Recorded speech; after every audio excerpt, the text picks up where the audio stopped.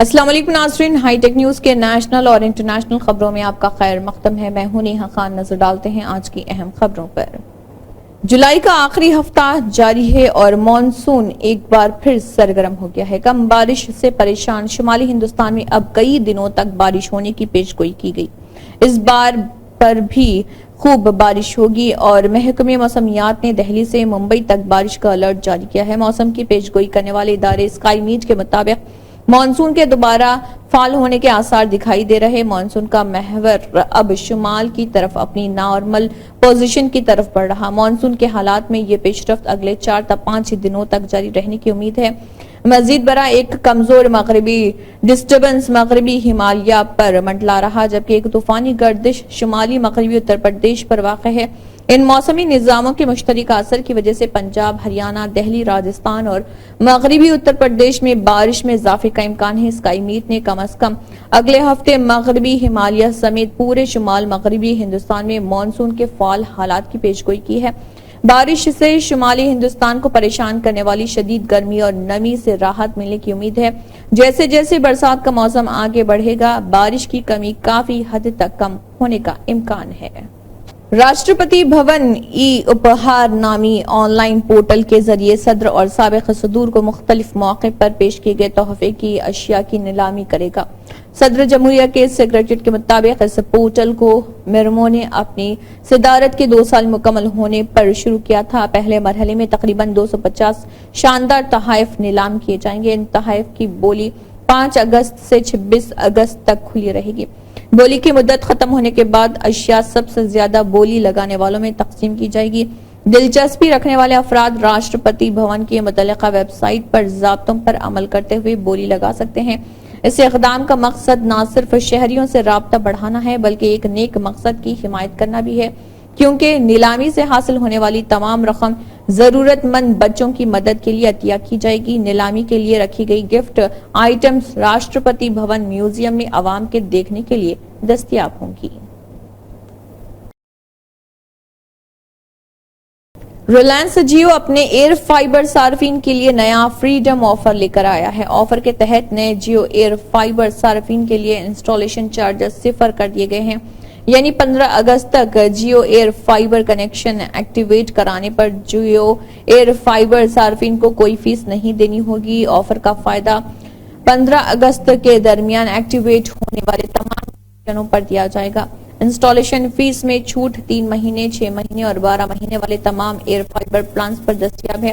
صارفین کے لیے فریڈم آفر کچھ اس طرح سے کام کرے گا۔ 3 مہینے کا all in one air fiber plan لینے پر صارفین کو 2121 روپے ٹیرف کے اور 1000 روپے انسٹالیشن چارج کے طور پر چکانے ہوتے تھے، یعنی کل 3121 روپے میں کنیکشن لگتا تھا۔ فریڈم آفر میں صرف 2121 روپے میں کنیکشن لگ جائے گا۔ اس طرح فریڈم آفر کے تحت صارفین کو کل 30% کا فائدہ ملے گا۔ جیو فائبر اور جیو ایئر فائبر ملک میں سب سے بڑی اور سب سے تیز رفتار home broadband internet service ہے۔ اس نیٹ ورک سے قریب 1.2 کروڑ گھر اور احاطے جڑے ہوئے ہیں۔ نئے جیو فائبر کنیکشن کے لیے صارفین 6008 پر مسڈ کال دے کر اسے بک کرا سکتے ہیں۔ ہندی فلم انڈسٹری کے مشہور اور تجربے کار اداکار دلیپ کمار کے ممبئی سمندر کے کنارے پولی ہل میں واقع بنگلہ 170 کروڑ روپے میں فروخت ہو گیا ہے۔ دلیپ کمار اس عمارت کے XXX بنگلے میں رہتے تھے۔ اس پرتعیش بنگلے کی جگہ اب لیجنڈ بلڈنگ کھڑی ہوگی۔ دلیپ کمار کا بنگلہ ایبکو انفرا ٹیک پرائیویٹ لمیٹڈ نے خریدا ہے۔ کمپنی نے اس پرتعیش اور کشادہ بنگلے کے لیے 172 کروڑ روپے ادا کیے ہیں۔ یہ لین دین بلیک روک کمپنی کے ذریعے کیا گیا ہے۔ 9527 مربع فٹ کے بڑے رقبے والے اس بنگلے کی ڈیل 1,62,000 روپے فی اسکوائر فٹ کی مقررہ قیمت پر کی گئی ہے۔ اس پراپرٹی کی رجسٹریشن کے لیے 9,33,000 روپے کی اسٹامپ ڈیوٹی ادا کی گئی ہے۔ یہ بینڈرا کے علاقے میں کسی پراپرٹی کے لیے موصول ہونے والی اب تک کی سب سے زیادہ قیمت ہے۔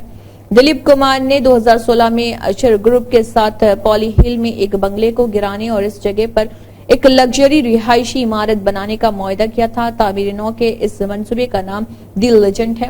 اس عمارت میں 4 اور 5 BHK کے لگژری گھر بنائے جائیں گے۔ اس پروجیکٹ میں 2000 مربع فٹ رقبے میں ایک میوزیم بھی بنے گا جو دلیپ کمار کو وقف کیا جائے گا۔ 2023 میں ڈیولپر نے اعلان کیا کہ دی لیجنڈ عمارت میں 15 لگژری گھر بنائے جائیں گے۔ اب یہ بھی کہا جا رہا کہ یہ منصوبہ 2027 میں مکمل ہو جائے گا۔ بنگلور میں ایک 24 سالہ خاتون کو اس کے ہاسٹل کے اندر بے دردی سے قتل کرنے والے شخص کو مدھیہ پردیش میں گرفتار کر لیا گیا اور اسے مزید تفتیش کے لیے شہر لایا جا رہا۔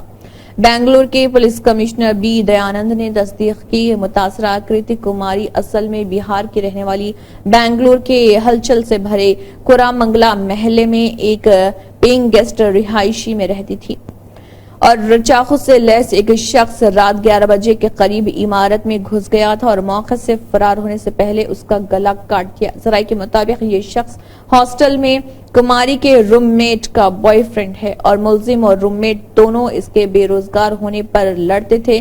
اکثر جب لڑائی بددستور اور بدصورت ہوتی گئی تو کماری معاملات کو بڑھانے کے لیے مداخلت کرتی تھی اور کماری نے مبینہ طور پر اپنے روم میٹ کو اس شخص سے خود کو دور کرنے کا مشورہ دیا۔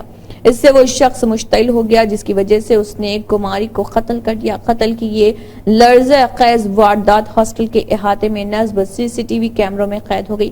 فوٹیج سے پتا چلتا ہے کہ ایک شخص کماری کے دروازے پر دستک دے رہا، اندر داخل ہوتے ہی وہ تیزی سے اسے دیوار سے لگاتے ہوئے کوریڈور میں گھسیٹ کر لے آیا اور اس کی مزاحمت کی کوششوں کے باوجود حملہ آور نے اس پر چاقو سے حملہ کر دیا اور بار بار اس کی گردن میں چھرا گھونپتا گیا۔